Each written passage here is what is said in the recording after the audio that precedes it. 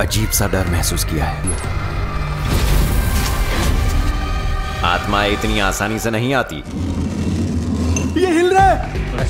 বন্ধুরা আজকে আমি আপনাদের জন্য সত্য ঘটনা অবলম্বনে তৈরি একটি মালায়ালাম হরর কমেডি মুভি নিয়ে এসেছি, যেখানে 2007 সালে ব্যাঙ্গালোরে কয়েকজন বন্ধু একটি উইজা বোর্ডকে ইউজ করে প্র্যাঙ্ক করতে শুরু করে, কিন্তু তাদের এই প্র্যাঙ্ক ধীরে ধীরে নিজেদের উপরই ভারী পড়ে যায়। মুভিটি রিলিজ হওয়ার পর থেকেই চারদিকে সাড়া ফেলে দিয়েছিল, যার আইএমডিবিতে রেটিং 7.5। তো 2007 সালে তাদের সাথে আসলে কি ঘটেছিল চলুন জানা যাক আজকের ভিডিওতে। মুভিটি শুরু হয় 2007 সালে একটি হসপিটালে, যেখানে জিবি মাধবন নামে একজন লোককে দেখানো হয় যে সদ্য কোমার থেকে বাইরে এসেছিল। জিবি ডক্টরকে বলে সে তার বন্ধুদের সাথে দেখা করতে চায়, কিন্তু ডক্টর বলে তারা এখন আইসিইউতে এবং তাকে জেনারেল ওয়ার্ডে শিফট করা যাবে না, কারণ তার চোখের আলো এখনো ঝাপসা এবং সে যখন সামনে দেওয়ালে রাখা ছবিটিকে চিনতে পারবে তখনই তাকে জেনারেল ওয়ার্ডে শিফট করা হবে। যেটি শোনার পর জিবি নার্সের কাছে ছবিটির ব্যাপারে জিজ্ঞাসা করে নেয় এবং পরের দিন ডক্টরের সামনে মিথ্যে বলতে শুরু করে, কিন্তু তার পোড়া কপাল, কারণ নার্স নিজেও জানতো না ছবিটি কার, তাই সে ভুল বলেছিল।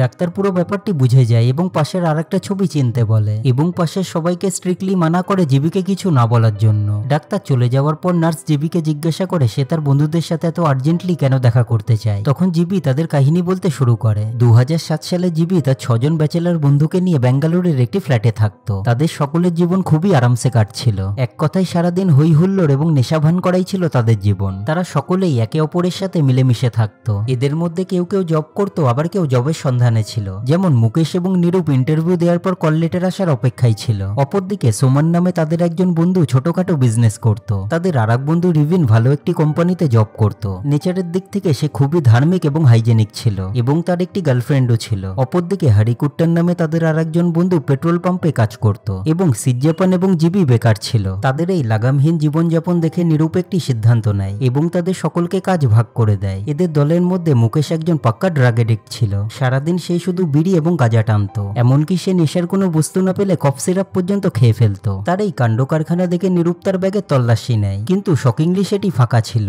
কারণ মুকেশ অনেক আগেই সমস্ত গাঁজা জিবির ব্যাগে ভর্তি করে দিয়েছিল এবং জিবিকে ব্ল্যাকমেল করে বলে সে যেন কাউকে কিছু না বলে, কারণ জিবিও যে নেশা করতো সেটা কেউই জানতো না। পরের সিনে আমরা দেখি জিবি তার এক বন্ধুর বাড়িতে যায়, যেখানে বাবু নামে একজন ব্যক্তি উইজা বোর্ডে প্ল্যান চেট করছিল। তার কাছে বিশেষ কোনো পাওয়ার ছিল না, কারণ সে একটি বইকে পড়ে প্ল্যান চেট করার চেষ্টা করত, কিন্তু জিবির এই ব্যাপারটি খুবই ইন্টারেস্টিং বলে মনে হয়। তাই সে বাবুর সাথে কথা বলে বাড়িতেই একটি উইজা বোর্ড বানায় এবং দীপাবলির দিন নিজের বন্ধুদের উপরই ট্রাই করতে শুরু করে, কিন্তু তার সকল চেষ্টা বিফল হয় এবং তার বন্ধুরাও ব্যাপারটিকে ভণ্ডামি ভেবে সেখান থেকে উঠে চলে যায়। যেটি দেখার পর জিবি খুবই হতাশ হয়, কিন্তু কিছুদিন পরেই তার মাথায় আরেকটি আইডিয়া আসে। তাই সে একটি ক্যারাম বোর্ডকে উইজা বোর্ড বানাতে শুরু করে। জিবির প্ল্যান ছিল সকলকে বোকা বানানো, কারণ আগের বোর্ডের ওপর গ্লাসকে নড়ানো কঠিন ছিল, কিন্তু ক্যারাম বোর্ড পিচ্ছিল হওয়ায় এবার গ্লাসকে নড়ানো খুবই ইজি হবে। যার পর জিবি গ্লাসটিকে নিজেই সরিয়ে সকলকে ভূতের ভয় দেখিয়ে তাদের সাথে প্র্যাঙ্ক করবে। এবার আপনারাই বুঝুন ঠেলা। পরের সিনে আমরা দেখি জিবি নতুন উইজা বোর্ডটিকে তার বন্ধুদের সামনে নিয়ে আসে, কিন্তু এবার তার বন্ধুরা এটিকে ভণ্ডামি বলে গালমন্দ করতে শুরু করে। ঠিক তখনই রিভিন সেখানে আসে এবং প্ল্যান চেট করতে নিষেধ করে। তখন জিবি বলে তারাও এখানে থাকে এবং তাদেরও একটা মর্জি আছে।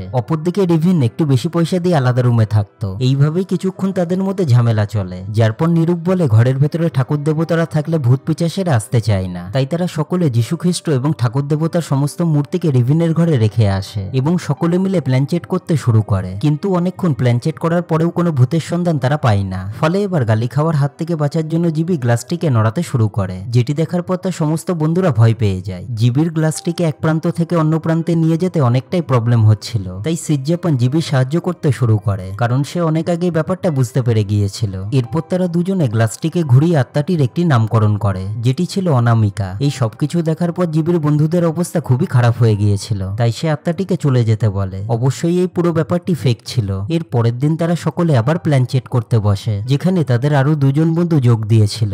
জিবি এবং সিজ্জাপান তাদের সকল প্রশ্নের উত্তর উইজা বোর্ডের মাধ্যমে দিচ্ছিল, যেটা তারা বন্ধু হিসাবে আগের থেকেই জানতো। আর কোনো প্রশ্নের উত্তর তাদের কাছে না থাকলে তারা গ্লাসটিকে গোল গোল করে ঘোরাতো, যার মানে ছিল আত্মা জবাব দিতে চাইছে না। এইভাবেই ভণ্ডামি করে তাদের দিনগুলি ভালোই কাটছিল, কিন্তু একদিন তাদের দুজনের উঠে যাওয়ার পর নিরূপ এবং মুকেশ তাদের জায়গাতে বসে পড়ে এবং গ্লাসের ওপর উপর হাত রেখে তাদের প্রশ্নের উত্তর চায়, কিন্তু শকিংলি গ্লাসটি সরতে শুরু করে। যেটি দেখার পর জিবির মনে হয় নিরূপ হয়তো মজা করছে, তাই সে ব্যাপারটিকে লাইটলি নেয়। পরের সিনে আমরা দেখি জিবি তার একটি বন্ধুর বাড়িতে যায়, যেখানে বাবু উপস্থিত ছিল, কিন্তু তার উপর সকলে হাসতে শুরু করে, কারণ সে এতদিন প্ল্যানচেট করার পরেও কোনো আত্মাকে ডাকতে পারেনি, কিন্তু জিবি কিছুদিনের মধ্যেই সেটা করে দেখিয়েছে। যেটি শোনার পর বাবু অসন্তুষ্ট হয়। পরের সিনে আমরা দেখি প্ল্যানচেট করার সময় তাদের দুজন বন্ধু উপস্থিত ছিল। বোর্ডের উপর সিজ্জাপান ছিল এবং জিবি পাশে দাঁড়িয়েছিল। তখন একটি ফ্রেন্ড বলে এসব ছোটখাটো প্রশ্ন না করে একটি বড় প্রশ্ন করতে, এবং সে নিজের মরে যাওয়া বিড়ালের নাম জিজ্ঞাসা করে। কিন্তু মজার ব্যাপার হলো জিবি এবং সিজ্জাপান বিড়ালের নামের ব্যাপারে কিছুই জানতো না, তাই জিবি চালাকি করে বলে আত্মা হয়তো জবাব দেওয়ার মুডে নেই, কিন্তু শকিংলি গ্লাসটি ঘুরে সঠিক উত্তর দিয়ে দেয়। যেটি দেখার পর তার বন্ধু ভয়ে লাফিয়ে ওঠে, কারণ তার বিড়ালের ব্যাপারে কেউই জানে না এবং তার মৃত্যু 3 বছর আগে হয়েছিল।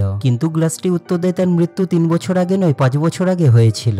যেটি শোনার পর তার বন্ধু ভয় পেয়ে সেখান থেকে পালিয়ে যায়। অপরদিকে জিবি এবং সিজ্জিপানের অবস্থাও খারাপ ছিল, কারণ তারা অজান্তেই অনামিকা নামে একটি আত্মাকে ডেকে এনেছিল। এরপর নিরূপ আত্মাটিকে চলে যেতে বলে, কিন্তু আত্মাটি উল্টিয়ে তার সঠিক নাম ধরে ডাকতে বলে, যেটি ছিল অনামিকা। পরের সিনে আমরা দেখি নিরূপ ইঁদুর মারার ওষুধ তৈরি করছিল, কারণ বাড়িতে হঠাৎই ইঁদুরের সংখ্যা বেড়ে গিয়েছিল। এরপর আমরা দেখি তারা সকলেই খুবই ফেমাস হয়ে গিয়েছিল, এবং আশেপাশের স্টুডেন্ট এবং লোকেরা তাদের কাছে নিজেদের প্রশ্নের উত্তর নিতে আসতো, এবং অনামিকা তাদের সকল প্রশ্নের উত্তর সঠিক দিত। এমনকি সে বাইরের থেকে প্রশ্ন শুনে উত্তর দিতে শুরু করেছিল। পরের সিনে আমরা দেখি একটি ফ্যান পড়ে উইজা বোর্ডটি ভেঙে যায়, তাই তারা সকলে একটি নতুন বোর্ডের ব্যবস্থা করে। এরই মাঝে একদিন বাবু জিবির কাছে আসে এবং বলে সে উইজা বোর্ডের নিয়মগুলি তাকে শিখিয়ে দেবে। এছাড়াও সে বলে আত্মার পার্সোনাল ব্যাপারে জিজ্ঞাসা না করতে, না হলে সে তাদেরকে আরো ঝাপকিয়ে ধরবে। কিন্তু জিবি তার কোনো কথা না শুনেই তাকে বার করে দেয়। পরের সিনে আমরা দেখি তাদের এলাকার একজন পলিটিশিয়ান তাদের কাছে আসে এবং কিছু ছোটখাটো প্রশ্ন জিজ্ঞাসা করে, যার উত্তর অনামিকা সঠিক দেয়। কিন্তু সে যখন তার বাবার নাম জিজ্ঞাসা করে তখন অনামিকা তার কাকার নাম বলে। যেটি দেখার পর পলিটিশিয়ান বলে এটি তো তার কাকার নাম, কিন্তু অনামিকা উত্তর দেয় তার কাকাই হলো তার অরিজিনাল বাবা। এবার আপনারাই অবস্থা বুঝুন। এরপর পলিটিশিয়ান কোনো কথা না বলেই সেখান থেকে চলে যায়, যার কিছুক্ষণ পরে তাদের বন্ধু ম্যাথিউ রাত হওয়ার জন্য সেখান থেকে চলে যায়। কিন্তু ঠিক তখনই অনামিকা নিজের থেকেই উত্তর দেয় ম্যাথিউ আজ মারা যাবে। তখন জিবি বলে ম্যাথির নামই হলো ম্যাথিউ, তাই তারা সঙ্গে সঙ্গে ম্যাথিকে খোঁজার জন্য যায়, যেখানে তারা দেখে ম্যাথি গাড়ি অ্যাক্সিডেন্ট করে পড়ে আছে, কিন্তু তার কোনো ক্ষতি হয়নি। কিন্তু অনামিকার ব্যাপারটি জানার পর সে আরো ভয় পেয়ে সেখান থেকে চলে যায়। সকাল হলে তাদের সকলের চিন্তা আরো বাড়তে থাকে, কারণ অনামিকার ভবিষ্যৎবাণী কোনোদিন ভুল হয়নি। কিন্তু তারা পরে জানতে পারে তাদের বন্ধুর বাবা ম্যাথিউ মারা গেছে, যার কথাই অনামিকা বলছিল। যেটি দেখার পর জিবি সিজ্জাপানকে বলে অনামিকা তো তাদেরই তৈরি করা একটি ক্যারেক্টার, তাই সে অরিজিনাল কিভাবে হতে পারে। এক কথাই তাদের মাথায় কিছুই ঢুকছিল না। অপরদিকে রিভিনের সাথে আজব জিনিস ঘটছিল, কারণ সে বাড়ি আসার পথে রাস্তা হারিয়ে ফেলতো, যার জন্য সে উইজা বোর্ডকেই দায়ী করছিল। পরের সিনে আমরা দেখি তারা সকলেই বাবুকে বাড়িতে অ্যালাউ করে, এবং এবার জিবিও কোনো কথাই বলছিল না। অনামিকার আত্মাকে দেখে বাবু খুবই উৎসাহিত হয়, কারণ সে এটিকে ফেক বলেই মানত।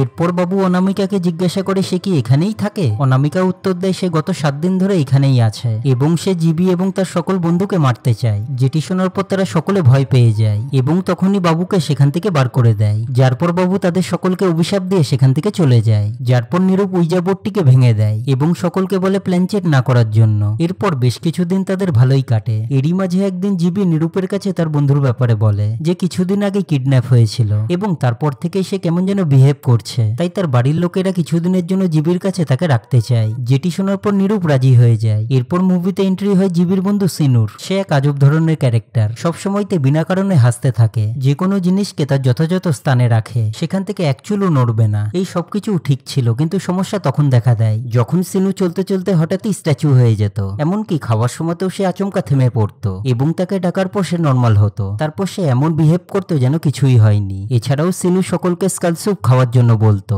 ঘন্টার পর ঘন্টা দেওয়ালে লাগানো মেয়ের পোস্টারের সাথে কথা বলতো, যেটিকে পরে জিবি জ্বালিয়ে দেয়। কিন্তু সিনুর পাগলামি এখানেই থামেনি, সে বাড়ির ইঁদুরগুলিকে ছুঁড়ে ছুঁড়ে মারতে শুরু করে। যেটি দেখার পর তারা সকলে খুবই ভয় পেয়ে যায়, যার পর জিবি সিনুর বাড়ির লোককে ডাকে তাকে নিয়ে যাওয়ার জন্য। কিন্তু সিনু সেখানে উপস্থিত থাকায় সে কিছুই বলতে পারে না। উল্টিয়ে সিনু বলে জিবির মানসিক অবস্থা ভালো নয়। এরপর একদিন রাতে জিবি এবং নিরূপের হঠাৎই ঘুম ভেঙে যায়। তারা দেখে সিনু ট্রান্স অবস্থাতে বসে আছে, যার পর সে হঠাৎই বাড়ির বাইরে বেরিয়ে যায়, এবং তারা দুজনেও তার পেছন পেছন যায়। একটি রেল লাইনের পাশে গিয়ে সিনু দাঁড়িয়ে পড়ে, এবং তাদের দুজনকে বলে রেল লাইনের ওপরে কিছু লোক মারা গিয়েছিল, এবং পাশের একটি ভাঙা বাড়িকে দেখিয়ে বলে এটি আমাদের অনামিকার বাড়ি। যেটি শোনার পর তারা দুজনে ভয়ে আতকিয়ে ওঠে, কারণ অনামিকার ব্যাপারে সিনু কিছুই জানতো না। এরপর সিনু দাঁত বের করে হাসতে হাসতে তাদেরকে ধাওয়া করতে শুরু করে, এবং তারা দুজনে লুঙ্গি তুলে সেখান থেকে দৌড় দেয়। এই পুরো ব্যাপারটি দেখার পর তারা সিনুকে বাড়ি পাঠিয়ে দেয়। এরপর বেশ কিছুদিন তাদের সাথে প্যারানর্মাল অ্যাক্টিভিটি ঘটতে থাকে। তাই নিরূপ বাড়ির ভেতরে শুদ্ধিকরণ করার কথা বলে, কিন্তু জিবি বলে অনামিকা তার তৈরি করা একটি কল্পনা মাত্র,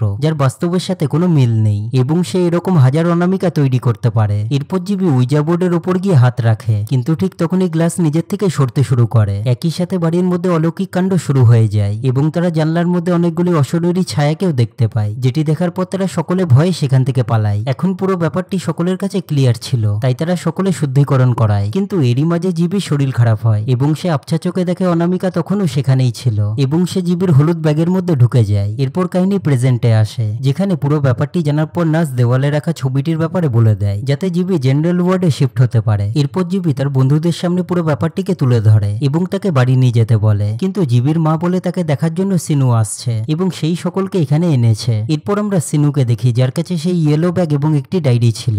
ডায়েরিটির মধ্যে সিজ্জাপন অনামিকার দেওয়া কিছু শব্দ লিখেছিল, যেটিকে সিনু পূরণ করে দেয়। এরপর সিনু হলুদ ব্যাগটিকে নিয়ে জিবির কাছে আসে এবং সকলে ভয়ে কাঁপতে শুরু করে, কারণ এর ভেতরেই অনামিকা ছিল। এরপর আমরা ডায়েরিতে পুরো লেখাটিকেও দেখতে পাই, যেখানে লেখা ছিল উই আর কামিং, এবং এই রোমাঞ্চকর মুভিটি এখানেই শেষ হয়ে যায়। তো বন্ধুরা, এই মুভির সেকেন্ড পার্টও আসতে চলেছে এবং সেটিকে নিয়ে আপনাদের কি মতামত নিচে কমেন্ট সেকশনে অবশ্যই জানান। আর যদি আপনাদের ভিডিওটি ভালো লেগে থাকে তাহলে আমার চ্যানেলটিকে লাইক, শেয়ার আর সাবস্ক্রাইব করে দিন, কারণ চ্যানেলটিকে গ্রো করতে আপনাদের সাপোর্ট খুবই জরুরি। তো চলুন, আবার দেখা হবে নতুন কোনো ভিডিওতে। Take care.